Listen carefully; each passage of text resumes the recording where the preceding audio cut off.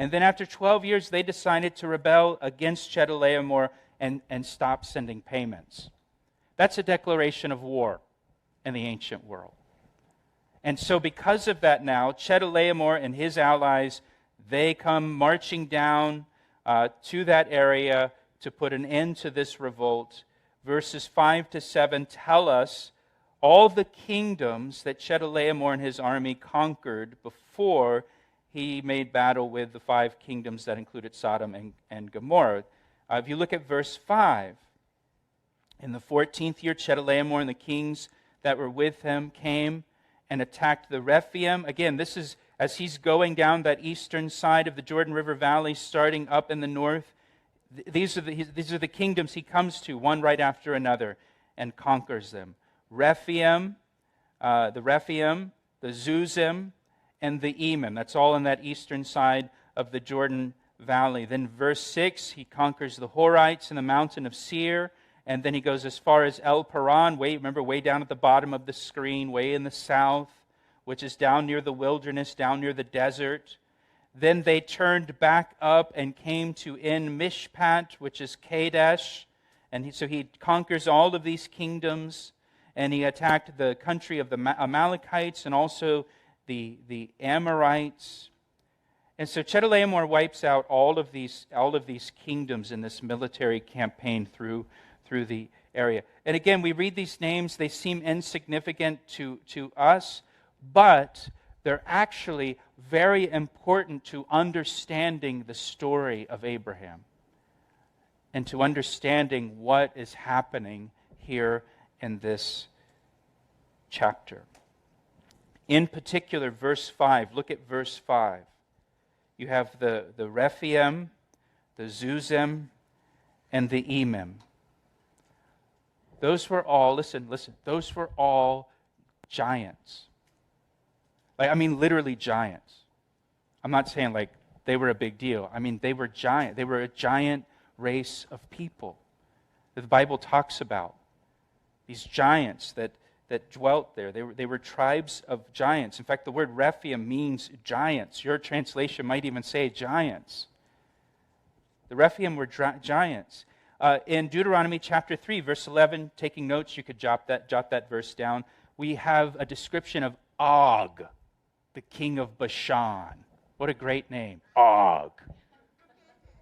The king of Bashan. That's Rephaim. That's that same area where he's described as of the remnant of Rephaim in Deuteronomy. He's one of the giants. And Deuteronomy chapter 3 describes the size, the dimension of his bed, so that we can understand just how gigantic Og, the king of Bashan, was. He's one of the Rephaim, and it says his bed was made of iron. It was 13 feet long, and it was 6 feet wide. Now, you've heard of a California king-size bed. This is a Rephaim king-size bed.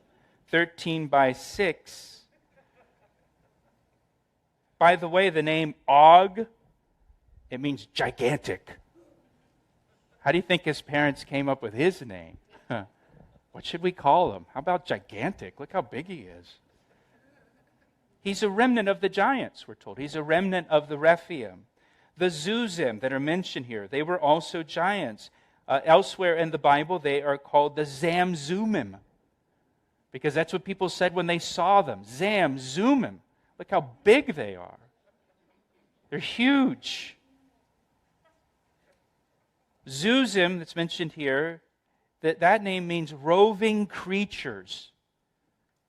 Roving creatures. These giants that just roamed the earth in that area. Emim, the Emim. Emim means terrorizing. Now, why do you think people called them the Emim? Because they were terrorizing. It was to just see them was terrorizing. These were all giants. Goliath, you know the story of David and Goliath. Goliath descended from the Rephaim. He was a remnant of the giants. If you remember when Moses sent the 12 spies into the promised land, and they're in the promised land for 40 days. And they come back, and 10 of the spies have a bad report about the promised land. And what did they say in their bad report? They said, there's giants in the land.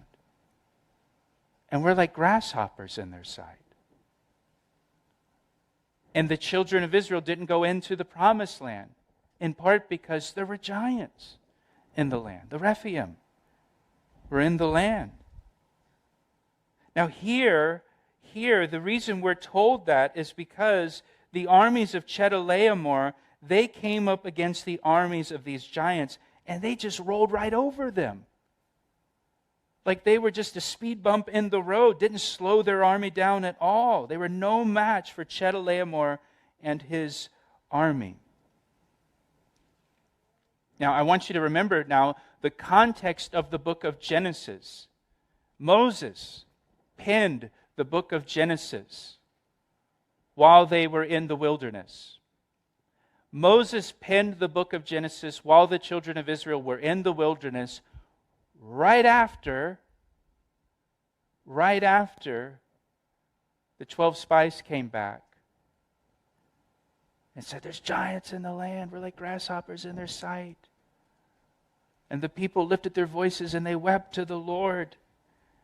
And they decided not to go into the promised land because of the giants that were in the land. They were too afraid to go in. They didn't believe God could defeat those giants, so they didn't go in because of their unbelief. And now here are the children of Israel. They're the original audience to the book of Genesis. Here they are in the wilderness after failing to trust God to go into the promised land. They didn't believe God could defeat those giants that were in the promised land. And here they are reading this story about Chedorlaomer's army, and Chedorlaomer's army defeated the giants.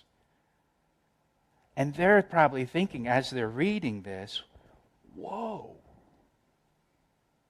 this guy Chedorlaomer, his army defeated the giants that we're terrified of. I'd hate to come up against Chedorlaomer's army. He's more powerful than the giants. But here's the lesson. Abram did trust God. Abram did trust God, and Abram defeated Chedorlaomer. Abram defeated the army that defeated the giants. And Abram does it with a really small army. He trusted God, and God gave him the victory. In Genesis chapter 12, when God called Abram, God promised Abram that he would make his name great. And that's what he's doing in chapter 14. He's making Abram's name great through this battle and through this victory. And he is showing us through Abram now that nothing is too hard for our God. In Deuteronomy chapter 20, verse 4, it says, "For the Lord your God is He who goes with you to fight for you against your enemies, to save you," just as He did for Abram. So you get the idea here of what's happening now? Man, here you have this army under Chedorlaomer that is just blowing past the giants. The same giants, the ancestors to the giants that the children of Israel are afraid of.